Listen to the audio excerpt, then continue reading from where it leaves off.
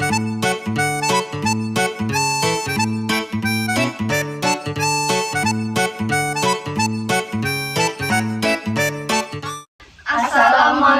warahmatullahi wabarakatuh. Perkenalkan, nama saya Aprilia Widiati dengan NPM 1046 dan rekan-rekan Saya Kusum Nur Fatimah dengan NPM 1001. Saya Anu Matriani dengan NPM 1007. Saya Ananda Nur Anissa dengan NPM 1049. Saya Lulu Rafiqah dengan NPM 1051. Jadi, tujuan kami membuat media pembelajaran di dalam YouTube ini adalah untuk mengajarkan atau menjelaskan tentang teks prosedur dan untuk memenuhi tugas mata kuliah menyimak, yaitu tugas PJPL. Nah, sebelumnya kami tuh akan menjelaskan tentang pengertian dari teks prosedur. Apa sih pengertian dari teks prosedur ini? Jadi, simak di sini ya.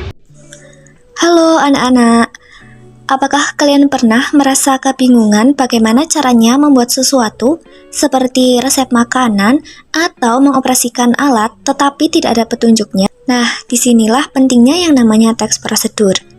Gampangnya, teks prosedur adalah jenis teks yang bertujuan memberikan panduan atau petunjuk secara sistematis dan berurutan tentang cara melakukan sesuatu. Biasanya digunakan untuk menjelaskan langkah-langkah dalam membuat, mengoperasikan, atau menyelesaikan suatu tugas. Contohnya bisa berupa resep makanan, cara menggunakan alat elektronik, hingga petunjuk melakukan suatu kegiatan. Pada intinya, teks prosedur membantu kita agar kita tidak salah langkah. Jadi seperti itu ya anak-anak. Yang kedua yaitu adalah tujuan dari teks prosedur. Apa sih tujuan dari teks prosedur itu? Lalu gunanya untuk apa? Tujuan utamanya jelas untuk memberikan petunjuk atau arahan secara sistematis kepada pembaca mengenai cara melakukan suatu kegiatan, membuat suatu produk, atau menggunakan suatu alat atau barang tertentu. Jadi, pembaca dapat mengikuti langkah-langkah yang jelas, berurutan, dan sesuai harapan. Tidak ribet, tidak nyasar, tinggal ikutin aja step by step-nya. Yang ketiga yaitu ciri-ciri dari teks prosedur. Bisa di sini ya. Nah guys, sekarang kita bahas nih, gimana sih ciri-ciri teks prosedur? Biar kalian makin paham, yuk kita kupas satu persatu. Yang pertama, menggunakan kalimat imperatif atau perintah. Jadi teks prosedur tuh biasanya nyuruh-nyuruh kita melakukan sesuatu ya, tapi yang positif, seperti kupas mangga, masukkan ke blender, dan tuang ke gelas. Yang kedua, terdapat panduan yang harus dilakukan. Ini penting. Di dalam teks prosedur pasti ada petunjuk yang jelas, seperti pakai 600 ml air atau blender selama 1 menit. Jadi kita nggak nebak-nebak nih. Yang ketiga, menggunakan kata kerja aktif. Jadi teks prosedur ini nggak pakai kata-kata yang pasif atau ngambang. Semua kata kerja tuh langsung gerak, misalnya seperti ambil, cuci, masukkan, aduk, dan tekan. Yang keempat, menggunakan konjungsi atau kata hubung untuk menunjukkan urutan. Seperti pertama, kemudian, yang kedua, selanjutnya, dan sebagainya. Penggunaan kata hubung ini bertujuan agar urutan langkah menjadi jelas dan tidak membingungkan, sehingga pembaca dapat memahami tahapan yang harus dilakukan secara runtut. Yang kelima, memuat aturan terkait bahan atau kegiatan. Misalnya, bahan harus dalam keadaan bersih atau alat harus dipastikan dalam kondisi mati sebelum digunakan. Hal ini menunjukkan bahwa teks prosedur disusun berdasarkan ketentuan tertentu dan tidak dilakukan secara sembarangan. Yang keenam, menggunakan kata keterangan untuk menjelaskan rincian waktu, tempat, dan cara. Contohnya, blender selama 2 menit, potong di atas telenan, atau tuang perlahan ke dalam gelas.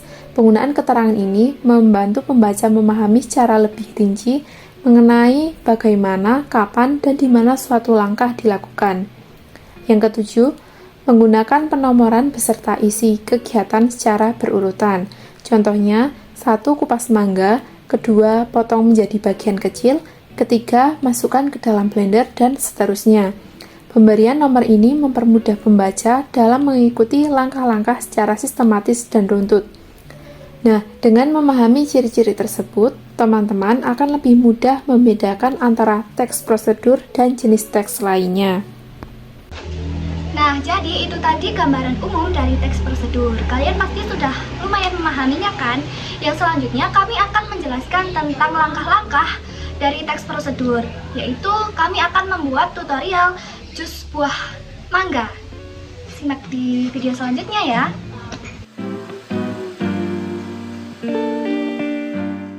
Langkah-langkah. Pertama, kupas buah mangga menggunakan pisau, lalu potong daging buahnya menjadi bagian-bagian kecil. 2. Masukkan potongan mangga ke dalam blender. 3. Masukkan 8 sendok makan gula ke dalam campuran tersebut. Yang keempat, tambahkan 600 ml air ke dalam blender. 5. Tutup blender dengan rapat, lalu nyalakan dan blender semua bahan hingga halus selama kurang lebih 1-2 menit. 6. Setelah halus, tuang jus ke dalam gelas yang sudah disiapkan. Yang ketujuh, tambahkan es batu secukupnya sesuai selera agar jus terasa lebih segar.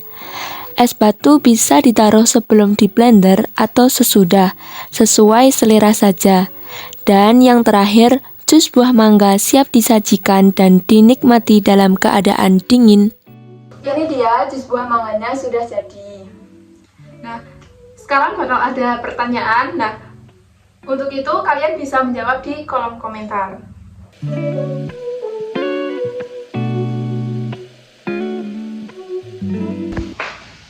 Nah, jadi itu tadi langkah-langkah dan penjelasan dari teks prosedur yang sudah kami jelaskan. Semoga dapat bermanfaat bagi kalian semua ya.